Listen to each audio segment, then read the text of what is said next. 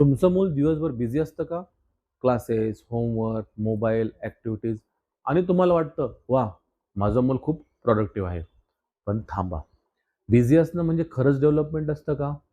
की आपण नकळत आपल्या मुलांचं नुकसान करतोय?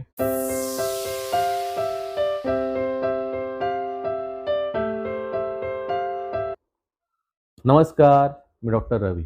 तुमच्या लहान मुलांचा हॉलिस्टिक वेलनेस कोच.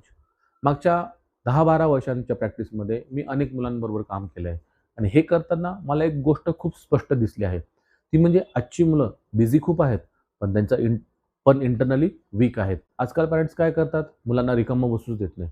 स्कूल झालं की ट्यूशन, ट्यूशन झालं की ॲक्टिव्हिटी, ॲक्टिव्हिटीनंतर मोबाईल आणि रात्री थकून झोप.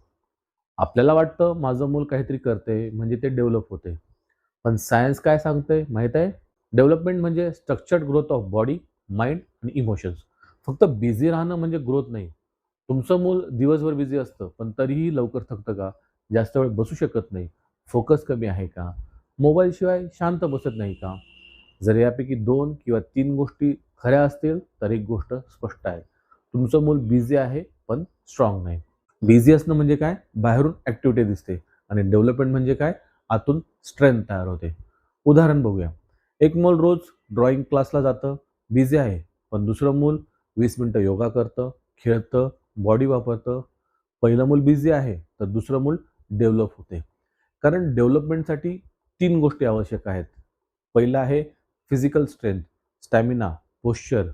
दुसरं आहे मेंटल फोकस, कामनेस आणि तिसरं आहे इमोशनल बॅलन्स. आणि हॉनेस्टली सांगतो, आजच्या बहुतेक ॲक्टिव्हिटीजमध्ये ह्या 3 पैकी एकही गोष्ट प्रॉपरली बिल्ड करत नाहीत. मग काय करायचं? रूल खूप सिंपल आहे. Don't keep your child busy. Make your child strong. दररोज फक्त 30 मिनिटं द्या.